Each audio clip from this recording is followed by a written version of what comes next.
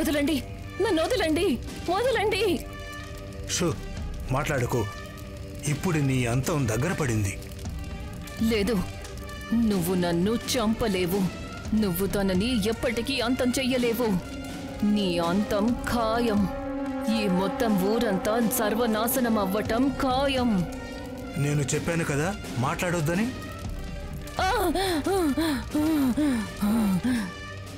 మన పని పూర్తయిపోయింది. చూడు, నేను వెళ్ళిపోయిన తర్వాత తన బూడిదను దూరంగా అడవిలో ఎక్కడైనా పాతిపెట్టు. ఏమైంది? నువ్వేదో కంగారుగా ఉన్నావు? లేదు, ఏమీ లేదు. చూడు, దాచిపెడితే లాభం ఉండదు. అనుమానం కలిగితే నివారించడం చాలా అవసరం. అలాగే పంతులు గారు, నిజానికి అనుమానం కాదు, నిజానికి నా మనసులో ఒక ప్రశ్న ఉంది. మీరు ఆజ్ఞాపిస్తే అడుగు.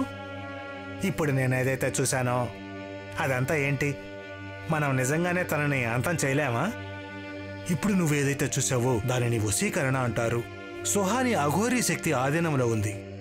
తననిక్కడికి మనల్ని అంతం చేయడానికి పంపించారు. ఇక తన అంతం గురించి అంటావా? తన అంతం ఎప్పుడు ఎలా జరుగుతుందనేది నాకు కూడా తెలియదు. కానీ ప్రస్తుతం మనం ఏదైతే చేస్తున్నామో అది సరిపోతుంది. ఇంతకీ తను ఎవరి గురించి మాట్లాడుతుంది? పాతాళలోకం. పాతాళలోకం ఎలాంటి ప్రపంచం అంటే దాని గురించి మనకెవ్వరికీ తెలీదు. ఈ కథ ఆ ప్రపంచానికి చెందింది. దానితో ముడిపడి ఉన్న రహస్యానిది. అది కంచన్పూర్ గ్రామం నుంచి ప్రారంభమయ్యింది. కంచన్పూర్ గ్రామం గుర్తింపు ఎప్పుడూ కూడా అందరి దృష్టికి దూరంగా ఉంచడం జరిగింది. చుట్టుపక్కల సగానికి పైగా మందికి అసలు కంచన్పూర్ గ్రామం గురించి అస్సలు తెలీదు. పాపం మంగళ, చాలా అన్యాయం జరిగింది తనకి. ముందైతే సుహాని కనిపించకుండా పోయింది, ఆ తర్వాత ఇలా దొరికింది. కాని మంచి విషయం ఏంటంటే పంతులుగారు పరిష్కారాన్ని వెతికారు. లేకపోతే ఊరంతటికీ సమస్యగా మారుండేది. అరే, ఏం పరిష్కారం? నిస్సహాయత అని అనాలి. పంతులుగారు సుహాని పరిస్థితిని మేనేజ్ చేయలేకపోయారు. అందుకే తనని బలిచ్చారు. నష్టం జరిగింది మంగళాకి. కాని పంతులుగారి దగ్గర వేరే దారి లేదు కదా. చూసావు కదా సుహాని కుటుంబ సభ్యుల మీద ఎలా దాడి చేసిందో. అందరూ ఆస్పత్రిలో చావుతో పోరాడుతున్నారు. మంగళాకి అన్నయ్య గారికి స్పృహ వచ్చిన తర్వాత వాళ్లకేం చెప్పాలో తెలియడం లేదు. చూద్దాం. సుహాని వెళ్లిపోయిన తర్వాత ఊరంతా దిగులుతో, నిరాశతో దిగులుగా బతుకుతూ ఉంటారు. ఇక వాళ్ల ఇంట్లోంచి ఎవరు కనిపించకుండా పోతారో అని. నిజానికి ఊర్లోని అసలు సమస్య పాతాళలోకం గురించి ఎవ్వరికీ ఏమీ తెలీదు, శివాని ఇంకా నేహాకి తప్ప. సుహాని మరణం అలాగే తన విచిత్రమైన ప్రవర్తనకు అసలు కారణం పంతులుగారు అందరి దగ్గర దాచిపెట్టారు. అందరూ ఇంకా కంగారు పడకుండా ఉంటారని. కాని శివాని ఇంకా నేహా పంతులుగారు తన శిష్యుల మధ్య ఏవైతే మాటలు జరిగాయో వాటి గురించి తెలుసుకుంటారు. నువ్వేమనుకుంటున్నావు శివాని? మనం పంతులుగారి మాటలు దొంగచాటుగా విన్నాం. అదాయనికి తెలుసుంటుందా? ఒకవేళ తెలిస్తే ఆయన మనల్ని కూడా చంపేస్తారా? అరే, మనల్నెందుకు చంపుతారు? ఎందుకంటే మనం విన్నది ఆషామాషీ విషయం కాదు. మనం పాతాళలోకం గురించి విన్నాము. అది ఆయన ఇంతవరకు ఊరివాళ్ల దగ్గర దాచిపెట్టారు, ఆయన శిష్యుల దగ్గర కూడా. చూడు, నాకు తెలీదు ఆయన ఏం చేస్తారో. కాని ఒకవేళ ఆయన ఏమైనా చేస్తే మనం ఆయన బండారం బయట పెట్టేద్దాం ఊరందరి ముందు. లేదు లేదు, నా కూతురు కనిపించడం లేదు, నా కూతురు కనిపించడం లేదు. ఎవరైనా వెతుకు తీసుకురండి. భగవంతుడా, నా కొడుకు కూడా ఎక్కడ కనిపించడం లేదు. ఇప్పుడు నేనేం చెయ్యాలి? నా మనవడు కూడా కనిపించడం లేదు. దేని గురించి అయితే భయపడ్డారో అదే జరిగింది. ఊర్లోంచి 10 మంది పిల్లలు మాయమైపోయారు. ఊర్లో చెలరేగిన హడావిడి కారణంగా ఊరంతా చెల్లాచెదరయింది. పంతులుగారికి తెలిసిపోయింది ఏ శక్తినైతే అదుపు చేయటం కోసం ఆయన సుహానాని బలి చేశారో ఇప్పుడు ఆ శక్తి స్వేచ్ఛను పొందింది అని. అప్పుడు ఇక మనం బయలుదేరి వెళ్ళాలి. ఎక్కడికి పంతులుగారు? కంచన్పూర్కు చెందిన అతి పురాతన మందిరానికి. ఊరి నది వెనక ఒక రహస్యమైన దారి ఉంది. అందులోనే ఉంది ఆ మందిరం. మన ఈ సమస్యకు పరిష్కారం అక్కడే లభిస్తుంది. సరే పంతులుగారు. తన శిష్యులకు అన్ని నియమాలు, సూచనలు అందించి పంతులుగారు పాత మందిరానికి వెళ్తారు. ఊరి వాళ్లందరూ మాయమైపోయిన వాళ్ల గురించి పోలీస్ స్టేషన్లో ఫిర్యాదు చేస్తారు. మరొక వైపు నీహా ఇంకా శివాని పాతాళలోకం గురించి వివరాలు సేకరించటం మొదలు పెడతారు. కాని దురదృష్టవశాత్తు ఎన్ని ప్రయత్నాలు చేసినప్పటికీ ఎవరికీ ఏమీ తెలియలేదు. ఇప్పుడేం చేద్దాం? ఇన్ని ప్రయత్నాలు చేశాం, కాని ఏమీ తెలియలేదు. ఇలాగే జరుగుతూ ఉందంటే మనం పాతాళలోకం గురించి ఎప్పటికీ తెలుసుకోలేము. నేహా, మనం లైబ్రరీకి వెళ్ళి అక్కడేదైతే దొరుకుతుందో అది చూద్దామా? లైబ్రరీ? కానీ అక్కడేం దొరుకుతుంది? నేహా, మనం పంతులుగారింటికి వెళ్దాము. అక్కడికి వెళ్ళి వెతికి చూద్దాము. మనకేదో ఒకటి తప్పకుండా దొరుకుతుంది. సరిగ్గా చెప్పావు. నేహా ఇంకా శివాని పంతులుగారింటికి వెళ్లాలని నిర్ణయించుకుంటారు. ఒకరోజు అవకాశం దొరకగానే పంతులుగారింట్లోకి వెళ్తారు. అక్కడ వాళ్లకి చాలా గ్రంథాలు కనిపిస్తాయి. ఎన్నో ప్రయత్నాలు చేసిన తర్వాత చివరికి వాళ్లకి పాతాళలోకానికి వెళ్లే మ్యాప్ దొరుకుతుంది. మీరిద్దరు పంతులు గారి గ్రంథాలతో ఏం చేస్తున్నారు? అది మేము...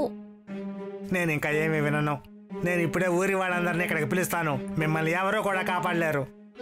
మేము పాతాళలోకం గురించి తెలుసుకున్నాం. ఏంటి? అవును, అది మాత్రమే కాదు, ఊర్లో ఏవైతే సంఘటనలు జరుగుతున్నాయో వాటికి పాతాళలోకంతో సంబంధం ఉంది అని. ఇక అందుకని అక్కడికి చేరుకునే దారి కోసం ఇక్కడికొచ్చాము. అది మాకు తెలిసిపోయింది. ఈ విషయం విన్న తర్వాత శిష్యుడికి చెమటలు పడతాయి. అతను నేహాతో శివానితో పాతాళలోకానికి దూరంగా ఉండమని చెప్తాడు. వాళ్ళ గ్రంథాన్ని తీసుకుని ఆ రోజే అక్కడ్నుంచి పాతాళలోకానికి బయలుదేరతారు. ఆగండి, వెళ్లే ముందు మంత్రించిన ఈ దారాన్ని మీ చేతికి కట్టుకోండి. అప్పుడు మీ ఇద్దరికి ఎటువంటి సమస్య రాదు.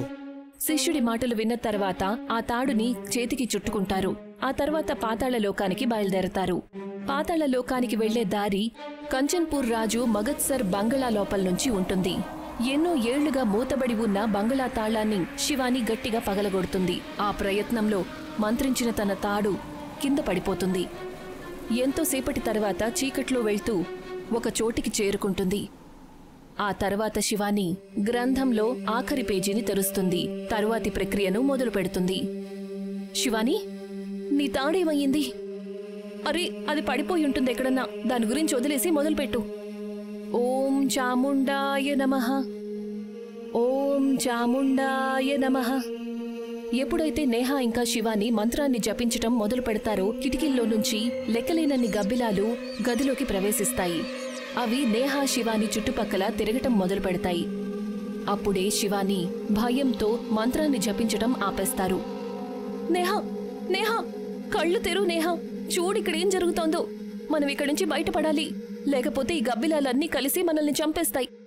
లేదు, అవి మనల్నేమీ చెయ్యలేవు. మనం సురక్షా కవచంలో ఉన్నాం. అందుకని ఆగొద్దు. నేహా ఇంకా శివాని ఒకేసారి మళ్లీ జపాన్ని మొదలు పెడతారు. అక్కడ మరొక వైపు ఊర్లో హాహాకారం మొదలవుతుంది. ఉన్నట్టుండి ఊర్లో నిప్పు అంటుకుంటుంది.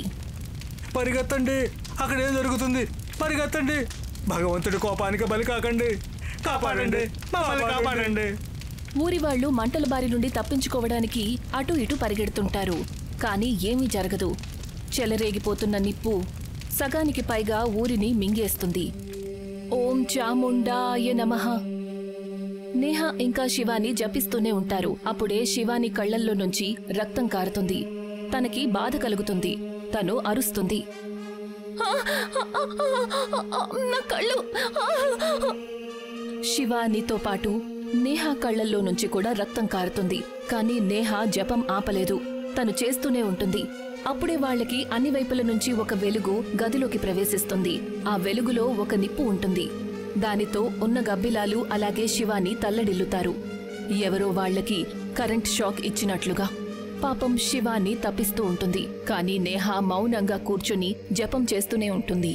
ఆ తాడు కారణంగా నేహా మీద ఆ వెలుగు ప్రభావం పడలేదు. అప్పుడే భూమి బద్దలవుతుంది. నేహా భూమిలోకి వెళ్లిపోతుంది. శివాని ఆ వెలుగు కారణంగా చనిపోతుంది. అక్కడ ప్రాణాలు లేకుండా పడుంటుంది. అప్పుడే పంతులు గారు, నువ్వేంటిక్కడ?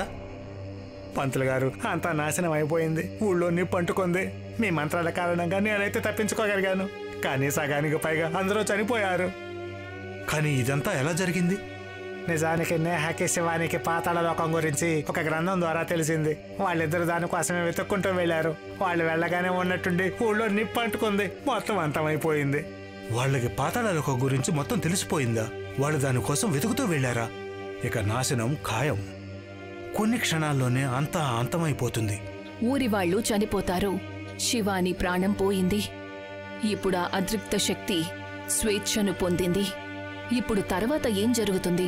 అది తెలుసుకుందాము పాతాళలోకం 2వ భాగంలో.